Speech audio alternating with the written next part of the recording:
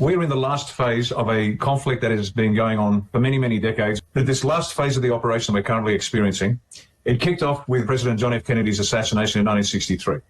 At that point, a group of senior military officers decided that then something had to be done. So they were faced with a choice.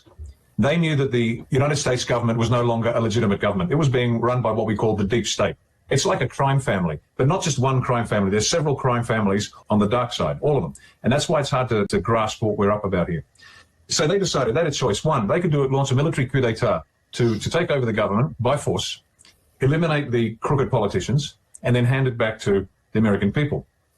Now, that option was discounted as unworkable because it would have caused a massive division within the US, and many of the people would not have believed it was necessary. And so whoever came into power after that would not have any legitimacy as far as the people are concerned.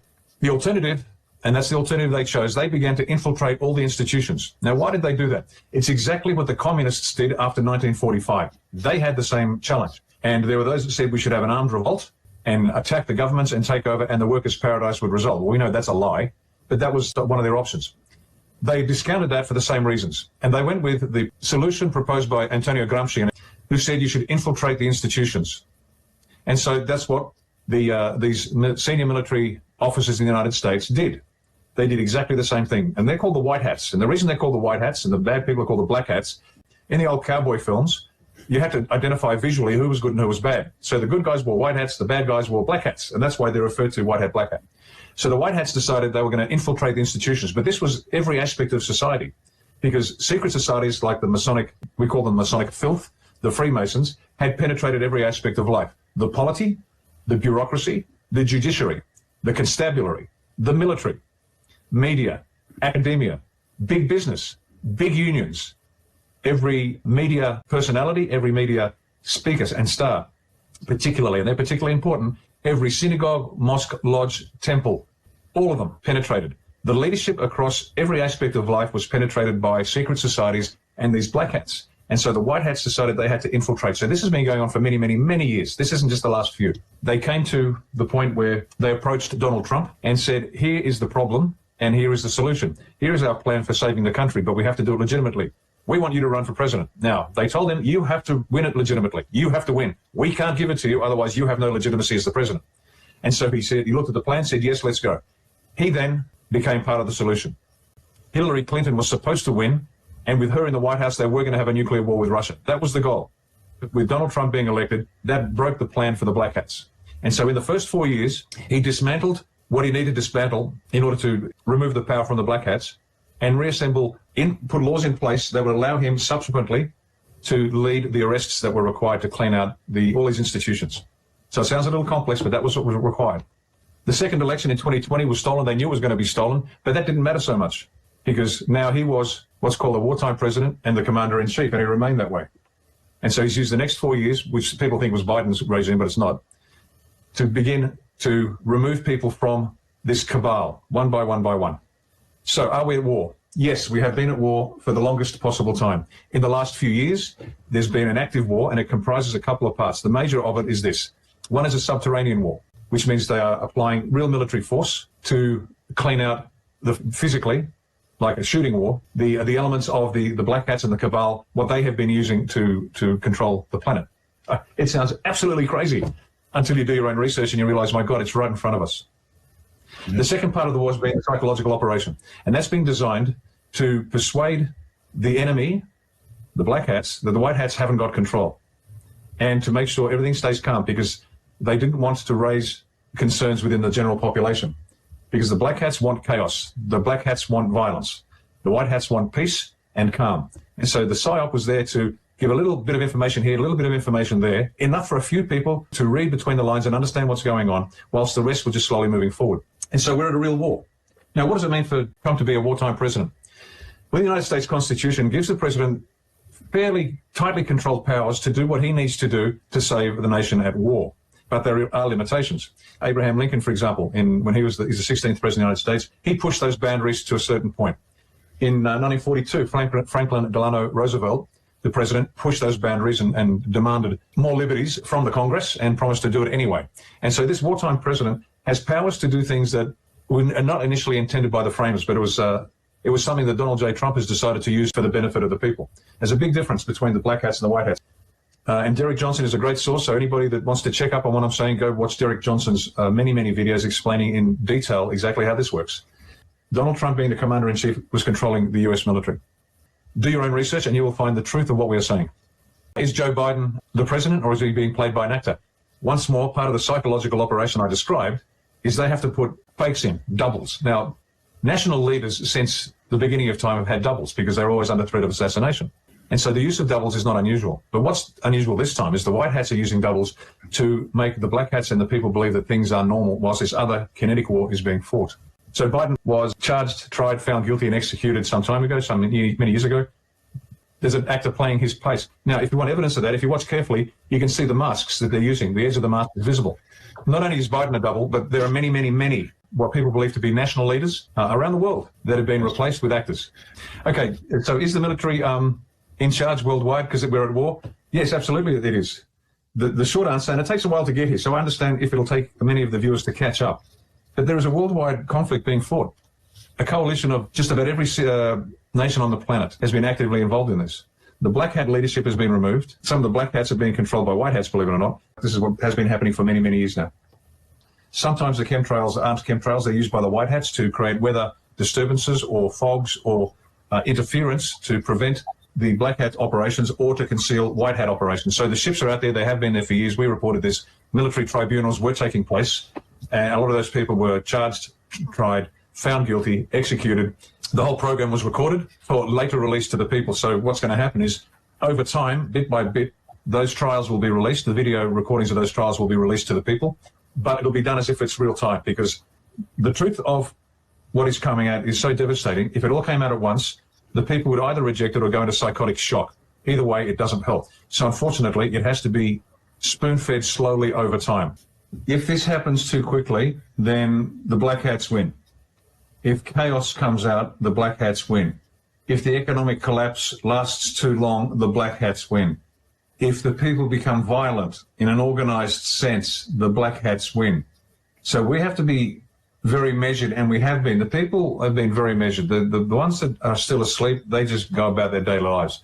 Fighting the war, that's the white hat's job. We don't get involved in that because it will cause chaos, and chaos helps the black hats. We are preparing for the great labors of peace to begin to rebuild the country from the ground up. We are preparing to build the country, and that's why we have to take time. We let them do their job, but we have to use this time, even if it's frustrating and it's tiring, because Donald J. Trump has said it is imperative that every nation create their own world. They have to be sovereign states on their own. This is not the beginning of an American empire, which some people say. Not at all. You have to begin to reestablish what it is to be Greek. Now, we know that many wars are being fought around the world, most of them unnecessary. Is war necessary? Absolutely, it's necessary, but under certain circumstances. Most of the time, the wars are fought so that the military-industrial complex can manufacture and sell weapon systems. We know that. But these wars have been fought in order to cause chaos, in order to cause refugee problems. We don't need everybody. We just need enough. If we get enough people, we can push this agenda successfully. We can inform the people, educate the people, and let them realize this is the best for you. And if you like it, it's here to take it. So there you go. All the countries are controlled by the white hats now. The white hats are effectively controlling all the governments at that level. The US had to do that first for the US. It is the most powerful country on the planet. It is the superpower on the planet, notwithstanding what China says it can do and Russia can say. The US has weapon capabilities far beyond any other nation on the planet. They just don't show them. But the US had to get control of its own government first.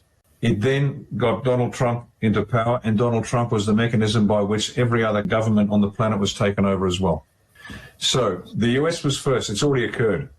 Now, that's privately, and to a few of us that understand what's going on. Publicly, what has to happen before the rest of the world will follow is that Donald J. Trump has to be acknowledged as the president and commander-in-chief of the country.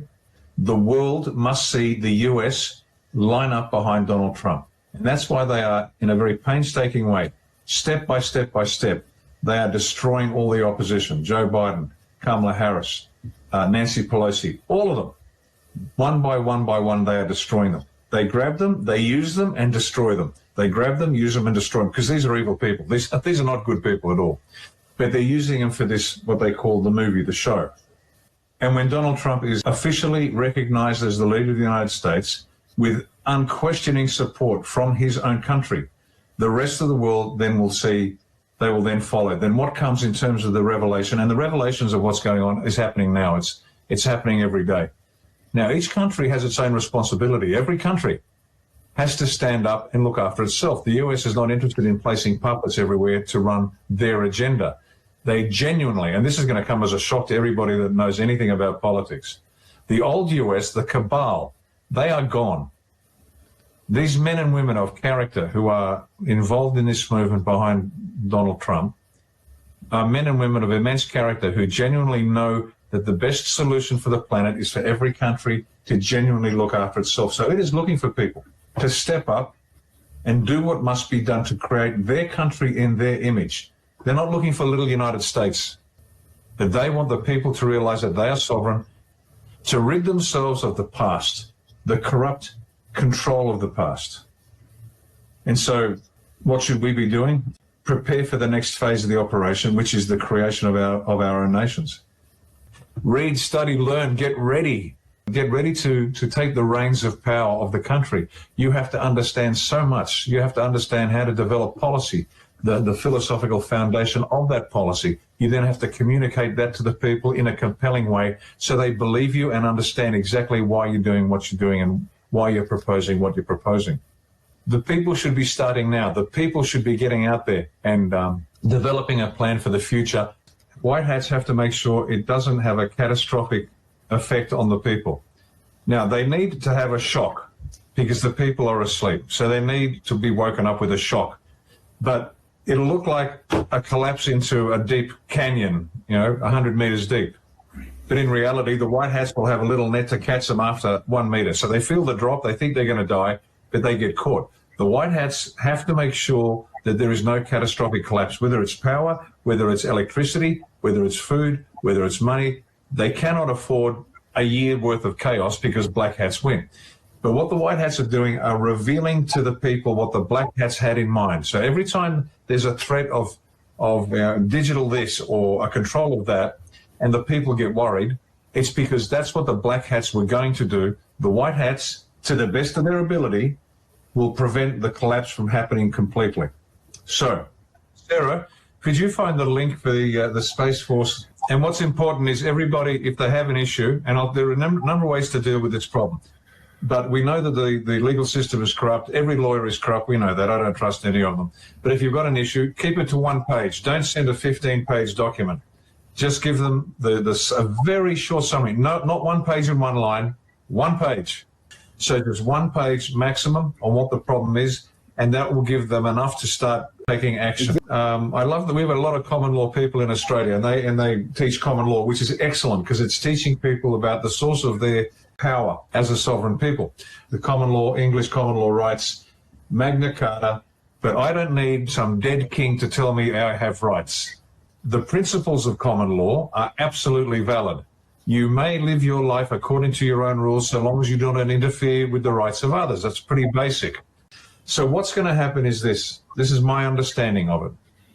Those common law principles will be built into the future governance of all our countries, but it's up to us to do that. And that's why, for example, in Australia, we are planning a constitutional convention where we will design our constitution for ourselves, and we will draw on Greek philosophy, Roman jurisprudence, English common law rights. That's our inheritance. I mean, here I am, an Italian in Australia, and my inheritance is what your forebears did 2,000 years ago. We draw heavily on all of that. This is the Western intellectual tradition to create a constitution. So common law, as people think it might be, the principles, the application will be identical. You'll recognize it. But at no point will we be mentioning Magna Carta. Not at all. Because we don't need that. That is not the source of our sovereign rights. Our sovereign rights are given to us by God. End of story, finished, bust. The white hats and others have removed much of the evil from the planet. So you watch over the next months and years this belief in God grow, because the pressure has gone and we will become what we are. Now, humans, we are told that we are a cancer on the planet. We are destructive, hateful, racist, bigoted beasts. We are anything but people have been made to believe that. That will change. Our connection with each other, our connection with animal life, our connection with all life will come back. And this is part of the process to heal the nation, to heal the planet, to remind people of our connection to life, to God, to nature. Once that is reestablished, evil cannot win. So that's number one. That's why God is critical. He doesn't need us, we need him. The second point, the cooperation. Very few worthwhile objectives on the planet on a human scale can be achieved by one person. We must work together. Otherwise, we'll just be alone. There's an old saying, if you want to go fast, go alone. If you want to go far, go together. We must work together because we have a long journey ahead of us. All of us is a very small piece in a very long, infinite plan of God's making, not ours. We want to see the result in our lifetime. We must play our role here. So 2,000 years from now, what had to happen will happen, if that makes sense. The governments that we're accustomed to dealing with, the bureaucracies we're accustomed to dealing with, they won't be calling the shots. They won't be directing it anymore. They'll be told exactly what to do and how to do it. That's point number one. Point number two, property. It'll go back to the owner. They know exactly who owns what and how. It doesn't matter how many times the bank has changed hands or done whatever they've done. No. The last point, working hours and life. Life on Earth will be very, very different in the future. If you want to work, you can work. If you don't want to work, you don't need to work. We're going to be giving everybody an acre of land. That's their land. And get them back in touch so they can grow their own food, make them as independent as possible. Now, not everybody's going to want it, but in a practical sense, you'll be able to work your own land, trade with your neighbor with whatever you need. If you want to work, you can work. It's not like you're going to be told what to do. You'll be given more freedom than you know what to do with. And so after this period, or as I think we've probably got a few more months of difficulty coming up, but then things will change. After a few months, couple of months, 3 months of pain, things are going to change. Next year's going to be much better. It's going to be extraordinarily wonderful. There'll still be a lot of pain because there will be some death coming. But the future of the planet, you will be able to see the future of the planet, and it looks nothing like this, where you have two parents working 2.5 jobs each, can't save a deposit for the house. The children are in the hands of the cabal at school being taught nonsense. That's all done. It's all finished. This was a destructive program to destroy and demoralize the people. That will be gone. And this will be the immediate benefit that people will see from the imposition of martial law. Because what needs to be done will be done. Each one of us is richer than we can imagine in a real sense. It's not like we're all going to get $1 million tomorrow. It doesn't work that way. The fake struggles that have been imposed upon us will be removed. And people will all of a sudden realize that they don't have to work for 70 hours a week that they hate in order to buy insufficient food for their family. Welcome to the new world, ladies and gentlemen. And if you need to hang on to something, the one thing you can hang on to is Jesus Christ, his words and his life. Even the stories about him, some of them are so distorted they make no sense. But he taught us how to love, how to live, and how to die. He was the best of us. He is the one thing that we need to hang on to in getting through this next 10, 20, 30 years. Because eventually we will die, and we have to make sure we raise our children and our grandchildren. It's our duty, our moral obligation, to teach our children and grandchildren the truth and the ability to think for themselves, to rationally examine the evidence and come up with their own decisions, but based on a good understanding and ability to think. And then from there, the world has some hope. The world's going to be fine. Earthquakes at the same level as everybody else, between 5 and 10 miles depending, and they all happen around the major cities. Now, all you got to do is look at this rationally and realize this is by design. What is going on? This is not a natural phenomenon. And yes, what they're doing is they're destroying their tunnels. They are clearing the tunnels. They are rescuing those that have been held down there.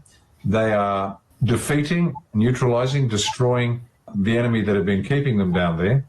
Are they destroying other beings down there? Yes, some of those beings are chimeras, whichever way you want to pronounce it. It's a combination of human and animal DNA mixed together. And these creatures are so deadly that to shoot them with a conventional military weapon that delivers kinetic energy through a bullet is insufficient. They, for example, have to be burnt with the equivalent of a modern flamethrower to destroy the actual DNA as well. So all these stories, some will come out in time. They won't come out soon. Some will come out in time. Some stories might not come out at all. That's the nature of this war. But that is what's happening there. What else? The global tunnel system, there's plenty of evidence for that. Maglev trains, magnetic levitation trains, so they can travel at Mach 2 from point A to point B underground. That's been used for many, many years by the elite, the cabal. They don't bother staying in a queue, getting their passport checked, and that's just for the slaves. That's the control system for the slaves. The real rulers of the planet just hop on a maglev train and just reappear in another continent. They're all real. Again, you can do your own research, ladies and gentlemen. Don't believe me. I tell that to everybody. Don't believe a word I say. Do your own research. And the reason I say that is because so much is going to be coming out so quickly. Just as you spend a little bit of time on one issue, you'll find another and another and another. You're going to have to be very, very quick. Get a hold of what's being revealed, examine it, decide for yourself. You don't even have to decide whether it's true or not. All you've got to do is say, look, maybe, maybe not. CIA is not the friendly spies that are portrayed in the movies. They are an executive arm of the cabal. And they've been corrupting elections around the world forever because they have to control these separate little parts of the jigsaw. Every election is rigged. The CIA runs the show, and they make sure the people that they want to get elected are elected regardless of what the people say and do. So any public politicians out there are either under control or they're being cooperative or they're just good people that are doing their job. The impression is still that they are in charge or they have retired with a good name and they have all the benefits. The reality is they don't. But the White Hats have to conceal that from the people because the White Hats are still finishing off to cleaning up of the last layers of their spider web. And they want these useful idiots at the bottom to continue doing what they're doing so they can map the whole system and arrest them. If they start seeing senior politicians getting arrested, they will panic and run, and they don't want to do that just yet. So they're keeping it they're keeping it quiet until they get the last of these troublemakers. And that's why it has to be done that way. The end state in this middle phase is to get unequivocal support from the entire United States that Donald Trump is the man.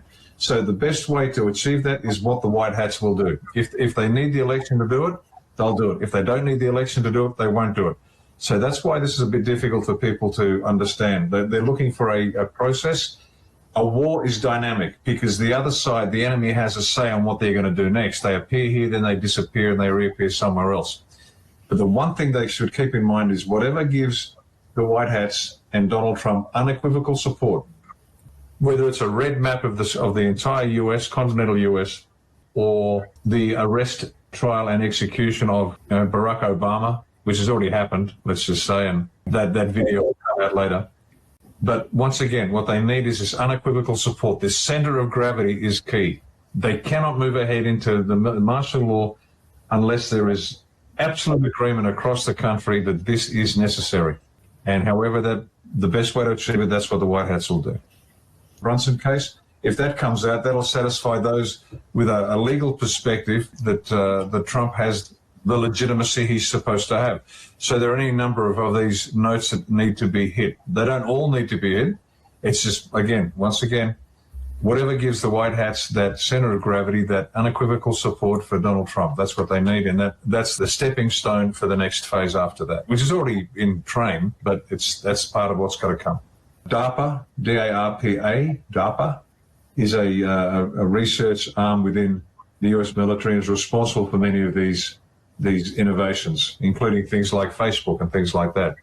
But that's about all I can say. It's my understanding that is correct. Warp speed, best explanation I have for that is this. And this is the brutal mathematics of war. People have been trained to believe that wars are won by the good guys in the last minute of a 1 hour and 23-minute film, and the bad guys die and everybody goes home happy. The truth is, people die. Now, President Trump was faced with watching billions die or millions die. Correct. Now, this is a sort of question that lands on a president's desk, and these are the most difficult issues they must deal with.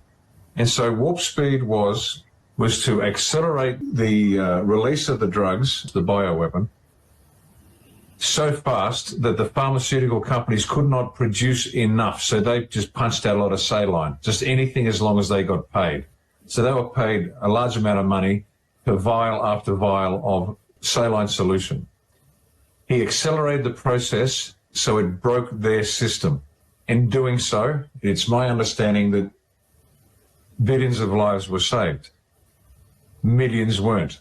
But that's the brutal mathematics of war. So when they say that Trump killed millions of people, no, the black hats killed millions of people. The white hats prevented millions more from dying. And again, it's this naivety that a lot of the civilians have because they have been brainwashed for years. They've never actually faced a real threat. And when they have faced a threat, they've been told that they're wrong and they should accept the threat. And they have literally been brainwashed into being coward and accepting whatever's given to them. But the brutal mathematics of war was this: billions die or millions die. So the black hats killed and Donald Trump saved. This is the nature of warfare. Civilians don't understand warfare. They don't understand how it works. They don't understand what's at risk. This is an extremely delicate operation. We've got the black hats at one end and the white hats at the other. This is pure evil, the black hats. And at the other end, we've got the white hats. In between, we have the population. Now, right alongside the black hats are what we call the red hats. The red hats, they have no conscience. As long as you pay them, they will do whatever they need to do to get that money. And they will follow instructions, even if it's, we want you to go kill people. Yeah, no problem. We want you to fly planes and spray chemicals over the people that will cause deformities and death. No problem. How much are you paying them? Now, the red hats will only move once the black hat's arrested. The moment the black hat gets arrested, the red hats will start talking because they're cowards. Moves the orange hats. Evidence of crime. So the orange hats are genuinely good people, but very naive. And that evidence of crime must be delivered by the same face that has been telling them one set of lies. Then that same face needs to tell them a different set of truths because they will believe it. Because if you get on there or I get on there, they say, I'm not going to believe him. But if they get a trusted face telling them the same crook, that's why the media will be one of the last groups to go, because the white hats have to use the media to communicate the truth to the orange hats, because the orange hats will get from a trusted news reporter, today the Prime Minister of Greece was found in bed with 15 little boys. Oh my God, it must be true because what's his name said it. Make sense? Now, if you're watching carefully, more stories are coming out. What does that tell you? And certainly in Australia, we're now getting stories of politicians and pedophilia. That never happened here. It was always covered up, never made it to the airwaves. But the fact that it's coming out now means two things. One, the white hats are controlling the media more and more. Two, the orange hats are going to start seeing evidence of crime in their trusted institutions. And it's coming from the media. So the media is going to tell them you can't trust the politicians, you can't trust the judges, you can't trust the police, you can't trust the military, you can't trust the local priest. And they will believe it. And that's going to move the orange hats. They will now join us and say, my God, it's terrible. Then you've got the yellow hats. And these are not good people. Not because they're bad. They're not evil. But they don't care about anything except this. They're the ones that put their hands over there. No, I don't want to know. Don't tell me. Don't tell me. No. They will do anything to keep left alone. They will pay more tax. They will stay at home. They will wear a mask. They will get a jab. Just leave me alone. Please don't affect my mortgage payments on my house. They will jab their kids rather than lose their house. Now, what moves these people? And this is a big chunk of the population and growing because the jab has adversely affected the psychology of the people who received it. So the yellow hats are now a bigger group because they are now turning into, okay? Now, the fear of staying where they are is greater than the fear of moving into something new. That's the only thing that'll move a yellow hat. They won't shift. They will literally bury their head in the sand, leaving their ass pointing upwards and hoping the threat will go away. But when they realize that threat is so great, they will pull their head out of the sand and run. And so the white hats have to use a different set of techniques on the orange and the yellow hats. And that yellow hat might be a scare event. Make sense now? So you've got the red hats being shown, black hats arrested. You've got the orange hats being shown from the corrupt media that the people they believe in are crooks. You've got the yellow hats who are now need a scare event. Then you've got the green. You've got the green hats. The green hats are the ones that have moved along. All of a sudden they're going, I don't know, this is not, something's wrong. They don't know what's going wrong, but they are out of this group over here, and they are the ones that we speak to. They're the ones that are open to persuasion. We say, ladies and gentlemen, look at the facts for yourself. And bit by bit, that group is starting to grow. They're starting to understand there are liars out there. Something's not right. You can't tell them about adrenochrome on day one because you lose them. But you start telling them about the things that they can swallow. And that green hat group is where we recruit. And then you've got the blue hats, that's us. We're out there right alongside the white hats doing what we can to advance as best we can victory in this war. And so that might be a sort of an explanation as to why different groups don't respond to the same motivation and why there are several elements to this war that have to be employed simultaneously to get enough people unequivocal support for what is going to come. If the price you are willing to pay for this is not your life, then you are for sale. Orange hats will watch the news and look for guidance from the news. The scare event is for the yellow hats. But that doesn't mean they're going to wake up and all of a sudden become active in their community. Not at all. The first thing they'll say is, where's my money? They won't say what happened to the 100,000 people that just died. They will say literally, where's my money? And they can't see anything wrong with that. But they have to lose access to their money. They have to go to their ATM, to their bank and try to get money out and find out a zero balance. And they're going to say, but I had $50,000 in here yesterday. Yeah, sorry, you got no money. Because that's the only language they understand. And so it's disappointing, but that's the reality of the yellows. They will never care. They will not all of a sudden become good human beings and start volunteering at the local soup kitchen. They're not going to do that. The white hats have to get them and their attention by taking their money, and that's all they'll respond to. And the moment they know they're comfortable with their money, they go back to being absolutely selfish and contributing nothing to their country. That's just life. Space Force sounds like it's involved in space. Space Force's role is to control all military communications. All military communications. That power was transferred to them under Trump. So it's not like they're firing rockets and doing things like it's got nothing to do with it. So that means that when they talk about they know everything about everyone, it's exactly what's going on. And they have a massive job to track the criminals. Now, the big criminals are going to go down first and the small criminals will go down later. But it's not like Space Force will send somebody to arrest. They will delegate that task to the local constabulary or the local military, depending on what's appropriate. And that's how it works. They're basically gathering the intelligence, preparing that, and so it is then actionable by the forces that can actually action what's going on. That's what Space Force is. We are under a belligerent occupation, and this is covered in the Law of War Manual, the US Law of War Manual. And I've been telling everybody for the longest time, we refuse to consent. We just don't follow orders. Is there some protection? Not yet. The people must stand up. The people must refuse to consent in big numbers. So get together and say, I'm not sending my children to school. If my children is under threat, I'm not going to send them to school. I'll just tell the school, oh, look, they're sick. They got a bad flu. And just not, I wouldn't send them. But whatever reason or excuse, would you put your children in danger? Of course not. You must, we must, all of us around the planet. And we're at that point now in the conduct of this war that we must stand up and refuse to consent, because none of them, not one politician, not one bureaucrat, not one judge, not one general, air marshal or admiral has any authority over us. They are all frauds. They wear lovely uniforms and gowns and pretend to be important. They have no more authority than your dog. Literally. So the Greeks, the Australians, the world, we stand up and say, no consent. We refuse to consent. I'm not sending my child to school anymore. We, all of us, must stand up and say no consent, because they have no authority on us. That's how we contribute to ending this war. Now, we are right close to the end of it. We are so close now. This is the time where we have to do it. Is there risk? Of course there's risk. But do everything to protect your children. There are risks. Nobody gets off the planet alive, guys. And what are you going to do when you face God? Your child died. Oh, yeah, I know, but I kept paying my mortgage. Oh, but, I was very polite to the principal who was a pedophile. Ladies and gentlemen, you want to be in charge of your life? This is how you do it.